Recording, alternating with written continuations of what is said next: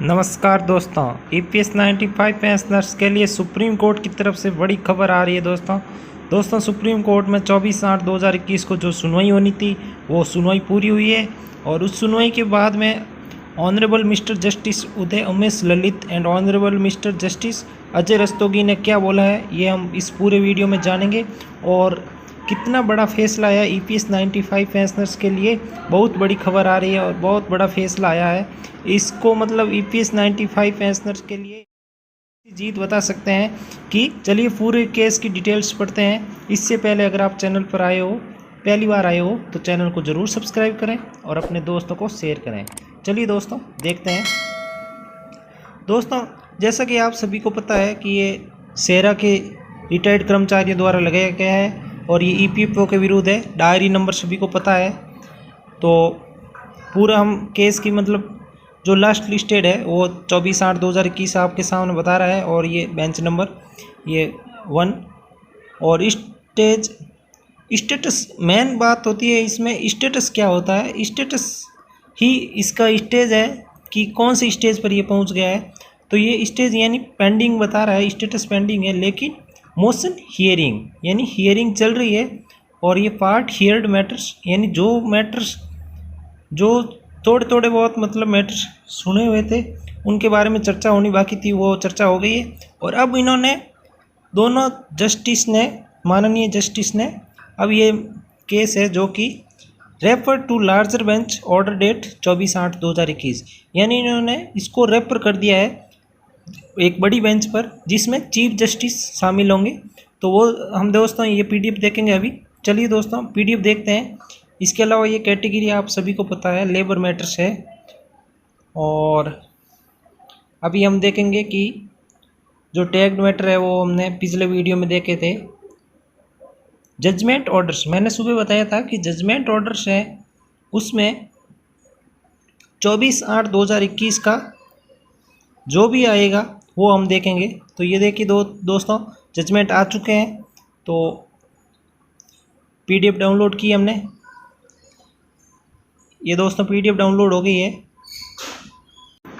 तो दोस्तों ये PDF खुल गई है और इस PDF में हम पहले के जजमेंट नहीं देखेंगे, सीधे आज का जजमेंट जो ऑर्डर आया है वो ही देखेंगे। तो दोस्तों in the supreme court of India civil appellate jurisdiction inherent jurisdiction special leave petition, ये नंबर है ऑफ 2019। तो इसमें ये सभी जो हम डेली पढ़ते हैं वो है ज़्यादातर। तो हम सीधे आज का जो डिसीजन हुआ है वो देखेंगे। तो ये SLP नंबर जो भी सब मैटर टैग किए हुए हैं। और ये जो 25/2/2021 को डिवाइडेड किया था 4 कैटेगरी में, उसको अब वापस पूरा सॉल्व किया है। तो दोस्तों हम सीधे उसी पेज पर चलेंगे जिस पेज पर आज का डिसीजन इम्पोर्टेंस रखता है, क्योंकि इससे अगर मतलब इसके लिए एक अलग से वीडियो बनाएंगे जिसमें ये पूरा जजमेंट हम पढ़ेंगे। अभी के लिए हम जो आज क्या हुआ था, पूरा ऑर्डर क्या निकले हैं वो देखेंगे। एक बड़ी जीत बताई जा रही है।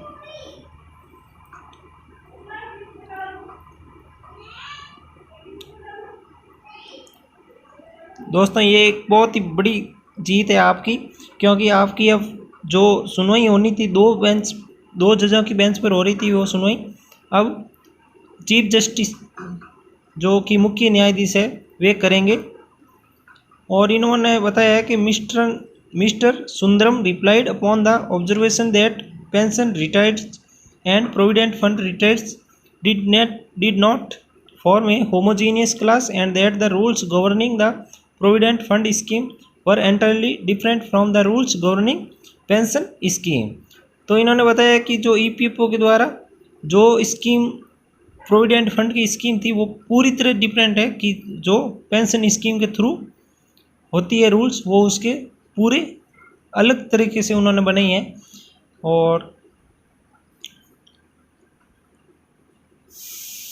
और इन्होंने बोला है under the former scheme the contribution made by the employer and the employees during the employment of the employee would be made over to the employee along with interest accrued thereon at the time of his retirement. तो इन्होंने बताया कि जो कि farmer scheme के अंदर जो contribution था कि एम्प्लॉयर्स कंट्रीब्यूशन करते थे उनको इंटरेस्ट भी दिया जाना चाहिए।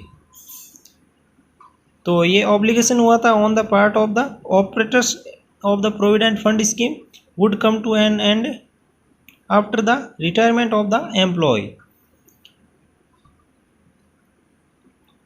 whereas the obligation under the pension scheme would begin when the employee retired। जब एम्प्लॉय रिटायर होता है तब ये उसको ऑब्लिगेशन होता है। तो under the former scheme the liability was only to pay interest on the amount deposited and to make over the entire amount at the time of his retirement. तो जो पुरानी स्कीम थी उसके अंदर ये था कि जो अमाउंट आपने डिपॉजिट किया है उसमें आपको इंटरेस्ट मिलता था और उसी इंटरेस्ट और अमाउंट पर आपकी पूरी अमाउंट पर रिटायरमेंट के समय पेंशन बनती थी। On the contrary in the latter scheme, बाद वाली स्कीम में it would be for the operators of the pension scheme to invest amount deposited in such a way that after the retirement of the concerned employee the invested amount would keep on giving sufficient returns so that the pension would be paid to the concerned employee not only during his lifetime but even to his family members after his death। तो ये उन्होंने बोला है कि जो नई scheme है इसके अंदर रिटायरमेंट के बाद में जो इन्वेस्टेड अमाउंट थी आपकी उसको मतलब उस पर इतना सफिशिएंट रिटर्न आना चाहिए कि न केवल ये पेंशनर्स को उचित पेंशन दे तथापि इसके मतलब जो फैमिली मेम्बर्स हैं उनको भी ये पेंशन मिलती रहे। ये इन्होंने अपने ऑर्डर्स में बोला है। इसके बाद में और बोला है if the option under paragraph 11(3) of the scheme was to be afforded well after the cut off date it would create great imbalance and would amount to cross subsidization by those who were regularly contributing to the pension scheme in favor of those who come at a later point in time and walk away with all the advantage। और ये RC. Gupta की जो कि मतलब RC. Gupta के decision के अनुसार था, रिविजिटेड करना है।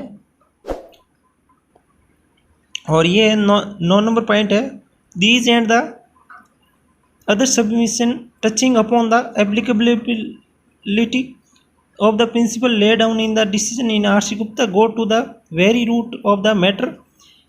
अब उनको इस मैटर पर पूरी तरह जाना है। और sitting in A bench of 2 ways, ये देखिए फ्रेंड्स, ये इन्होंने बताया है कि सिटिंग इन यहाँ से यहाँ तक है कि अगर 2 जज की बेंच बैठेगी तो ये इस डील को पूरी तरह सॉल्व करने में असफल रहेंगे। तो इसके लिए इन्होंने ऑल ये जो मैटर है वो एक बेंच ऑफ एटलीस्ट 3 जजेज यानी 3 जज की बेंच के पास में ये मैटर भेज दिया गया है। और ये 10 नंबर ऑप्शन है कि जो कट ऑफ डेट है उसके अंदर आपको employee pension scheme and whether the decision in R.C. Gupta would be the governing principle on the basis of which all these matters must be disposed of. तो ये 11(3) paragraph के अंदर कट ऑफ डेट के अंदर सॉल्व होना चाहिए। और 11 number पे ये देखिए फ्रेंड्स, ये ऑर्डर्स कि the registry is there for directed to the place with these matters before the honourable the chief justice. ये देखिए फ्रेंड्स, चीफ जस्टिस अब सुनवाई करेंगे इस मामले की। तो ये बड़ी जीत आ रही है आपके लिए, बहुत ही बड़ी जीत है कि चीफ जस्टिस है जो कि अब आपकी इस केस की सुनवाई करेंगे और जल्दी फैसला देंगे। For request direction so that these matters can be placed before a larger bench. ये दोनों जजों ने आज का फैसला सुना दिया है और ये जो कि चीफ जस्टिस को दे दिया है, ये एक बहुत बड़ी जीत बताई जा रही है EPS 95 पेंशनर्स की। और चीफ जस्टिस इनकी सीधी सुनवाई करके ये फैसला सुनाएंगे। तो ये PDF थी। एक और PDF है दोस्तों, वो देखते हैं। तो हम वापस सुप्रीम कोर्ट की वेबसाइट पर आ रहे हैं। वीडियो लंबा होता जा रहा है, लेकिन जैसे कि आप सभी को पता है पूरा मैटर देखना ज़रूरी है। तभी आपको पूरा केस के बारे में पता चलेगा। लेकिन जो दूसरी पीडीएफ है उस पीडीएफ में आपको जो मेन टॉपिक है वही बताया जाएगा, जिससे कि कम टाइम में आपको पता चल जाए कि जजमेंट ऑर्डर में ये 24/8/2021 का ये हमने ये देख लिया है जजमेंट, यानी क्या जजमेंट निकला है, क्या फैसला आया है। और ये जो अब 24/8/21 का ये है आरओपी ऑफ मेन केस, तो ये देखते हैं। ये पहले डाउनलोड हो चुकी है, तो देखते हैं दोस्तों।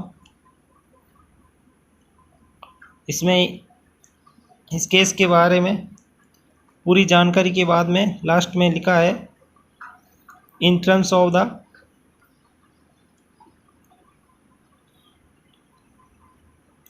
Honourable mister justice Uday Umesh Lalit pronounce the order of the bench comprising his lordship and honourable mister justice Ajay Rastogi. तो इन्होंने दोनों ने दिया है जजमेंट कि in terms of the order pronounce the registry is directed to place these matters before the honourable the chief justice for request direction so that these matters can be placed before a larger bench. तो दोस्तों इन्होंने कहा है कि जो orders आप हमने दिए हैं इन ऑर्डर्स के मतलब थोड़े जो चीफ जस्टिस है उनके द्वारा डायरेक्शन दी जानी चाहिए कि ये सही जो ऑर्डर्स निकले हैं वो सही है या उनको उनमें सुधार हो। तो ये लार्जर बेंच के अंदर यानी 3 जजेज की बेंच बैठेगी और अब ये फाइनल डिसीजन आने वाला है। ये अपडेट है दोस्तों। तो थैंक्स दोस्तों, ये आपके लिए आज ऑर्डर आ चुके हैं। तो ये एक आपके लिए बड़ी जीत बताई जा रही है, एक मतलब आप जीत के बहुत नज़दीक पहुंच गए हो। तो ये दोस्तों अपडेट थी। थैंक्स दोस्तों वीडियो देखने के लिए, और प्लीज़ दोस्तों वीडियो को लाइक ज़रूर करें, और अगर कुछ समझ नहीं आया तो आप कमेंट बॉक्स में बताएं, आपको वापस बता दिया जाएगा। थैंक्स दोस्तों, तब तक के लिए जय हिंद जय भारत।